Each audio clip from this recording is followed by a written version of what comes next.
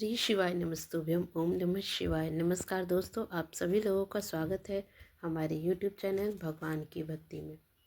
दोस्तों, आज हम फिर एक न्यू वीडियो के साथ आए हैं और इस वीडियो में हम जानेंगे कि किस पाप के कारण हमें नरक जाना पड़ता है और किस अच्छे कार्य के करने पर हमें स्वर्ग जाने का असली हकदार होते हैं।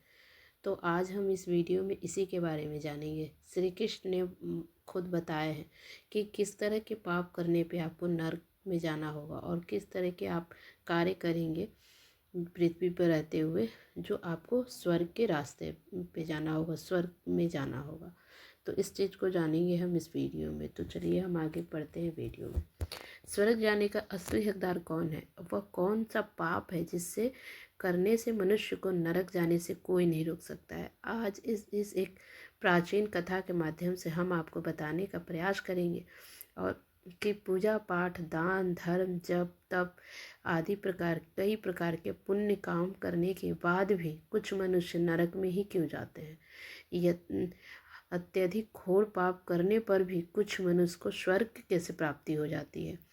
तो पुण्य के कारण मिलती है, ऐसा वह कौन सा पुण्य है जो मनुष्य को करोड़ों पापों का नाश करता है? और ऐसा वह कौन सा पाप है जो उसके करोड़ों किया गया पुण्य नष्ट कर डालता है?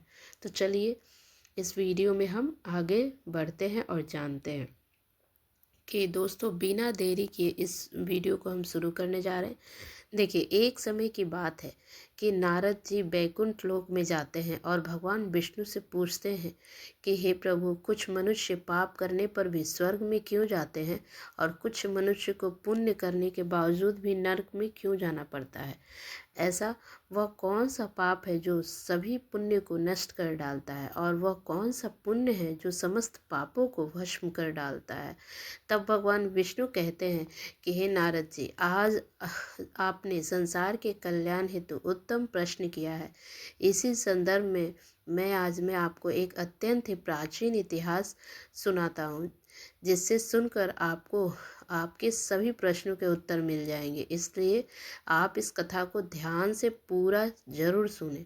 जो भी मनुष्य इस कथा का श्रवण करता है उसके समस्त पापों का नाश हो जाता है। नारद जी कहते हैं कि आपके मुख से इस कथा को सुनना मेरा सौभाग्य है। मैं इस कथा को ध्यान से पूरा अवश्य सुनूंगा और इसका प्रचार करूंगा। भगवान विष्णु कहते हैं कि हे देवर्षि निधि नारद जी, पूर्व काल की बात है कि मध्य देश के एक नगर में एक ही समय पर 5 मनुष्य की मृत्यु हो जाती है और वे सभी मृत्यु के पश्चात यमलोक में पहुंच जाते हैं।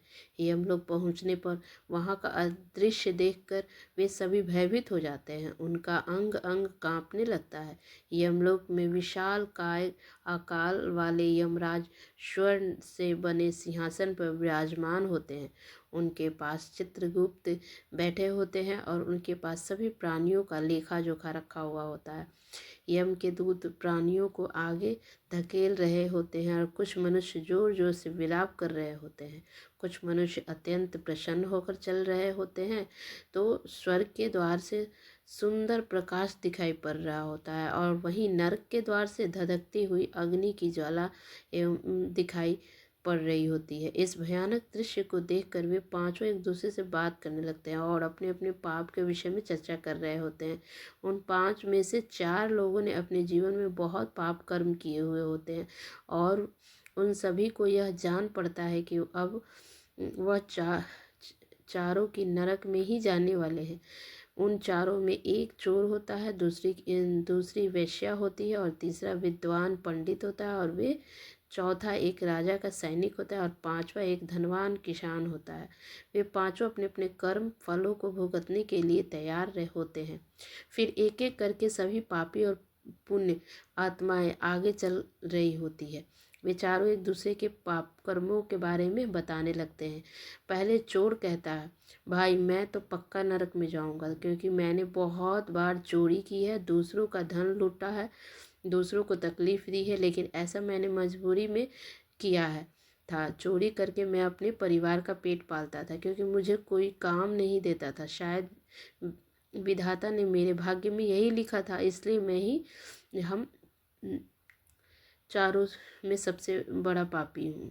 मेरे पाप तो से मुक्ति कभी मुझे नहीं मिलेगी, और मैं जानता हूँ कि पता है कि मुझे अगला जन्म किस पशु का मिलेगा। यमराज मुझे कौन सा दंड देंगे। उसके बाद वह वेश्या बोलती है, भाई हम चारों में मैं ही सबसे बड़ी पापनी हूँ। मुझसे बड़ा पाप यहाँ पर किसी ने नहीं किया होगा। जो स्त्री अनेक पुरुषों के साथ संबंध बनाती है उसे नरक में भी डाला जाता है, नरक में ही डाला जाता है, यही शास्त्र कहते हैं। इसलिए मेरा भी नरक में जाना तय है।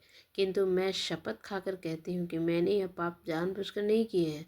जब मैं छोटी उम्र की थी तभी एक दुष्ट व्यक्ति मुझे उठाकर ले गया और ज़बरदस्ती मुझे वेश्या बना दिया। मैंने न चाहते हुए भी कई पुरुषों के साथ संबंध बनाए हैं। मेरे पास जीवित रहने के लिए यही एक उपाय बचा था।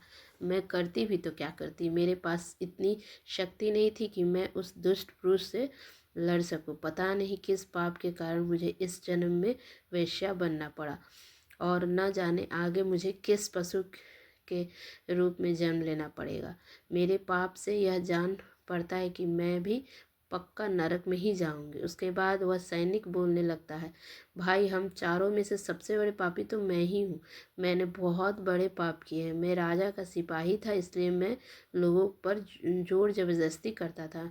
मैंने कितनों के प्राण लिए हैं, न जाने कितने मासूम लोगों को सताया है, न जाने कितने निर्दोष लोगों को मेरे हाथ से दंड मिला है। यमराज मुझे कभी क्षमा नहीं करेंगे और मैं निश्चित ही नरक में ही जाऊंगा। लेकिन मैंने यह सभी पाप जानबूझकर नहीं किए हैं, और अपने प्राणों के भय और परिवार के पालन पोषण के लिए मुझे यह पाप करने पड़े हैं। हमारा राजा जो कहता था उसका पालन हमें करना पड़ता था। राजा के विरुद्ध भला कोई साधारण मनुष्य कैसे जा सकता है। यह सभी पाप करते हुए मुझे अत्यंत दुख भी होता था, और मैं जानता था कि यह पाप करने से मुझे नरक ही की प्राप्ति होगी। किंतु परिवार के मोहवश होकर मैंने यह काम किया है। लेकिन पाप तो पाप होता है, पाप करने के पश्चात क्या फ़ायदा। इसलिए मेरा नरक में जाना तय है। उसके बाद वह विद्वान पंडित बोलता है, भाई हम चारों में से सबसे बड़ा पापी तो मैं ही हूँ। तुम लोगों ने जो पाप किए हैं वह जाने अनजाने में किए हैं। किसी ने मुझसे ज़बरदस्ती करवाया या कोई मजबूरी, किसी ने तुमसे ज़बरदस्ती कराया या मजबूरी में किए। किंतु मैं तो विद्वान था, मैं सब सत्य असत्य जानता था। मुझे सच और झूठ का ज्ञान था, लेकिन फिर भी मैंने धन के लोभवश यह पाप किए हैं। शास्त्र कहते हैं कि जो सब कुछ जानकर भी पाप करता है वह निश्चित ही नरक में गिरता है। मैंने अपने ज्ञान का दुरुपयोग किया है। मैंने अपने ज्ञान का उपयोग लोगों को सहायता के लिए नहीं बल्कि धन को कमाने के लिए किया है। मेरे घर की परिस्थिति अत्यंत गरीब थी। मेरे पिता भिक्षा मांगकर गुजारा करते थे, लेकिन मैंने अपने घर की गरीबी को दूर करने के लिए धन लेकर ज्ञान देने की चेष्टा की है। शास्त्र कहते हैं कि जो विद्वान ब्राह्मण अपने ज्ञान का दुरुपयोग करता है वह निश्चित ही नरक में जाना पड़ता है। मैंने लोगों का ज्ञान देने के बदले में उनसे धन लिया है, कभी किसी को मुफ्त में ज्ञान नहीं दिया। इसलिए आप चारों में सबसे बड़ा पापी तो मैं ही हूँ, और मुझे ही नरक में जाना पड़ेगा। उन चारों की बात सुनकर वह धनी किसान हंस पड़ा और बोलने लगा, तुम चारों तो इतने बड़े पापी हो कि तुम लोगों को नरक में जाना ही पड़ेगा। तुम लोगों ने घोर पाप किए हैं, और इसलिए यमराज तुम लोगों को कभी माफ़ नहीं करेंगे। यहाँ पर मौजूद मैं अकेला ही सबसे अधिक पुण्यवान हूँ। मैंने अपने जीवन में बहुत पूजा पाठ किया है, ब्राह्मणों को दान दक्षिणा दी है। मैंने मृत्यु से पूर्व गाय का भी दान किया है, और अब मेरे सभी पुत्र पौत्र मेरी आत्मा की मुक्ति के लिए बड़े कार्यक्रम का आयोजन कर रहे हैं। वे मेरे लिए श्राद्ध दान दर्पण कर रहे हैं, यज्ञ कर रहे हैं। इसलिए मैं सबसे अधिक पुण्यवान हूँ। मेरी 3 पत्नियाँ और 10 पुत्र हैं। इतने लोग मेरी मुक्ति के लिए उपाय कर रहे हैं। और हाँ, मैंने अपने जीवन में कभी कोई पाप नहीं किया है, और जाने अनजाने में किए भी होंगे तो मेरे पुत्रों को के श्राद्ध आदि के कार्यों द्वारा मेरे पाप भी नष्ट हो जाएंगे। मैं नित्य देव पूजा करता था, मंदिर जाता था, द्वार पर आए अतिथियों को भोजन कराता था। इसलिए मुझे पूरा विश्वास है कि यमराज मुझे नरक में नहीं डालेंगे, और मुझे मोक्ष की प्राप्ति निश्चित ही की होगी। फिर वे पांचों धीरे धीरे आगे बढ़ने लगते हैं। और फिर जब उनका समय आता है तो उन पांचों के पाप और पुण्य के कर्मों का मूल्यांकन किया जाता है। सबसे पहली बारी आती है उस चोर की, और फिर चित्रगुप्त उसका लेखा जोखा निकालते हैं। कुछ देर तक विचार करने के बाद उसके पाप का पुण्य का मूल्यांकन करने के बाद यमराज उसे स्वर्ग में जाने के लिए कहते हैं। इस निर्णय को सुनकर चोर आश्चर्य में पड़ जाता है और बड़ी ही प्रसन्नता से वह स्वर्ग के दरवाजे की ओर चला जाता है। दूसरी बारी आती है वेश्या की। वो चित्रगुप्त उस वेश्या का भी लेखा जोखा निकालते हैं और कुछ देर बाद विचार करने के बाद उसके पाप पुण्य का मूल्यांकन करके यमराज उसे भी स्वर्ग में जाने के लिए कहते हैं। इस विचित्र निर्णय को सुनकर वह वेश्या भी आश्चर्य में पड़ जाती है और उसे यमराज के निर्णय पर विश्वास नहीं होता है। वह बिना कुछ कहे ही बड़ी ही प्रसन्नता के कारण वह स्वर्ग के द्वार की ओर चली जाती है। फिर तीसरी बारी आती है उस सिपाही की। चित्रगुप्त उसके भी कर्मों का लेखा जोखा निकालते हैं और कुछ समय विचार करके उसके पाप पुण्य का मूल्यांकन करके यमराज उसे भी स्वर्ग में जाने के लिए कहते हैं। इस निर्णय को सुनकर सिपाही भी सोच में पड़ जाता है और बड़ी प्रसन्नता के साथ वह स्वर्ग के द्वार की ओर चला जाता है। फिर चौथी बारी आती है उस विद्वान ब्राह्मण की। चित्रगुप्त उस ब्राह्मण के कर्मों का लेखा जोखा निकालते हैं, कुछ देर तक विचार करते हैं। फिर यमराज उस ब्राह्मण को भी स्वर्ग में जाने के लिए कहते हैं। फिर वह विद्वान ब्राह्मण विचार करता है कि मैंने तो पाप किया है, फिर मुझे स्वर्ग क्यों भेज रहे हैं। फिर भी वह मन ही में प्रसन्न होकर स्वर्ग के द्वार की ओर चलने लगता है। उन चारों के स्वर्ग में जाते देख वह धनवान किसान बहुत ही दुखी और क्रोधित हो जाता है। वह सोचने लगता है कि यह कैसा न्याय है, इन पापियों को स्वर्ग जाने का मौका मिल रहा है, फिर मैंने जो पुण्य के काम किए हैं उनका क्या। पापी और पुण्यवान एक ही जगह पर डाले जाएंगे तो पुण्य करने का फायदा ही क्या। फिर उस धनवान किसान को यम के दूत जोर से धकेल देते हैं और कहते हैं कि अरे पापी, तू आगे चल, तुझे नरक में डाला जाएगा, यमराज तुझे माफ़ नहीं करेंगे। यह सुनकर वह धनवान किसान भयभीत हो जाता है और कहने लगता है कि हे यमदूत, मैं तो स्वर्ग में जाऊंगा, मैंने कोई पाप नहीं किया है, मैंने जीवन में बहुत पुण्य किया है, देख लेना यमराज मुझे स्वर्ग में ही भेजेंगे। फिर वह धनवान किसान यमराज के सामने आकर खड़ा हो जाता है। चित्रगुप्त उसके कर्मों का लेखा जोखा देखते हैं और उसके पाप पुण्य के कर्मों का मूल्यांकन करते हैं तो उसके पाप का पलड़ा भारी हो जाता है। और यमराज उस धनवान किसान को कहते हैं कि अरे दुष्ट, तूने तो बहुत बड़ा अपराध किया है, तू तो नरक में जाने के ही योग्य है। इतना सुनते ही वह किसान थर थर कांपने लगता है और यमराज से कहता है कि हे यमराज, यह अन्याय है, मैंने तो जीवन में कोई पाप नहीं किए हैं और पुण्य ही किए हैं, अब मुझे नरक में क्यों डाल रहे हैं। और मुझसे पहले जो 4 लोग गए थे वे तो घोर पापी थे, उन्होंने बड़े बड़े पाप और अपराध किए हैं, उन्हें तो आपने स्वर्ग में डाल दिया है। आप ऐसा अन्याय मेरे साथ क्यों कर रहे हैं। अगर ऐसा अन्याय होगा तो भले कौन सा मनुष्य धरती पर पुण्य करेगा। फिर यमराज कहते हैं कि अरे पापी, तूने जो पाप किया है वह तो उन चारों के पापों के सामने कुछ भी नहीं है। तेरे एक पाप के कारण तेरा सारा पुण्य फल नष्ट हो गया है। यदि तूने यह पाप नहीं किया होता तो तू स्वर्ग में जा सकता था, लेकिन तूने यह पाप जानबूझकर किया है, इसलिए तुझे नरक में अवश्य जाना पड़ेगा। उस चोर ने तो मजबूरी में चोरी की थी, किंतु वह चोर दूसरों की भूख मिटाता था, गरीबों का दान करता था। उसने कभी किसी की निर्दोष और गरीब व्यक्ति के घर चोरी नहीं की। उसके पुण्य कर्म उसके पाप से अधिक थे, इसलिए वह स्वर्ग में गया। दूसरी जो वेश्या थी वह अपने मन से वेश्या नहीं थी, उसे जबरदस्ती डाला गया था और उस वेश्या ने केवल अपने शरीर को पीड़ा दी है, लेकिन बाकी कार्य तो उसने पुण्य के ही किए हैं। वह पशु पक्षी को रोज दाना डालती थी, जानवरों की सेवा करती थी, इसलिए उसका भी पुण्य पाप से बड़ा है।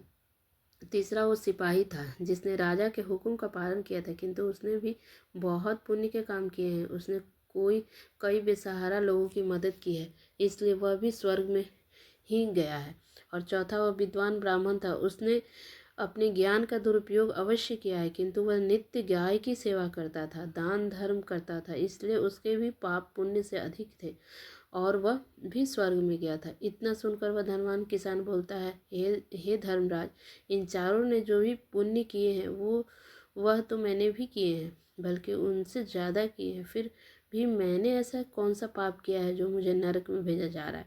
यमराज कहते कि हे दुष्ट, याद कर, तूने उस अबला विधवा नारी पर गलत लांछन लगाया था कि उसने तेरे घर पर चोरी की है, और उसका साथ ही तूने उसके ऊपर कई अन्य गलत लांछन लगाए थे।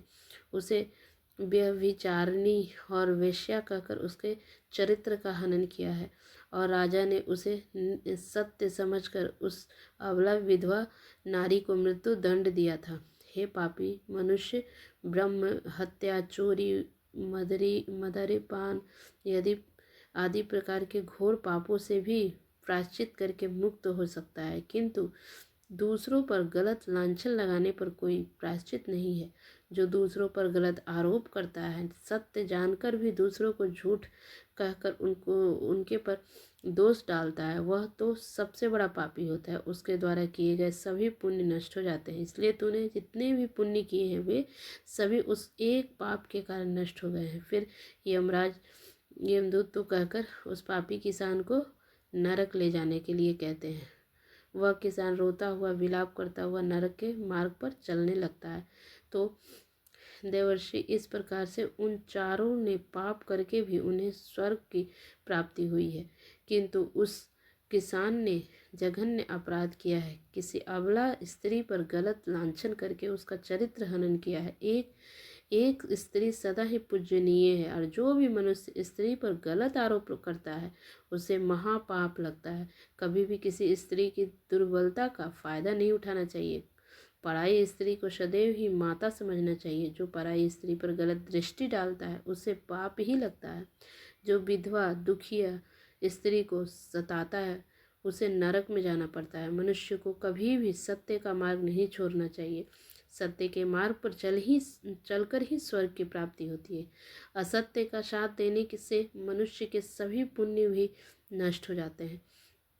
दोस्तों, कभी किसी पर गलत आरोप नहीं करना चाहिए। सत्य जानकर भी असत्य का साथ कभी नहीं देना चाहिए। दूसरों पर गलत आरोप डालना उसे यमराज कभी नहीं क्षमा करते। उम्मीद है कि आपको यह कथा पसंद आई होगी। अगर यह वीडियो आपको पसंद आई होगी तो एक लाइक और सब्सक्राइब जरूर से कर दीजिएगा। बहुत बहुत धन्यवाद।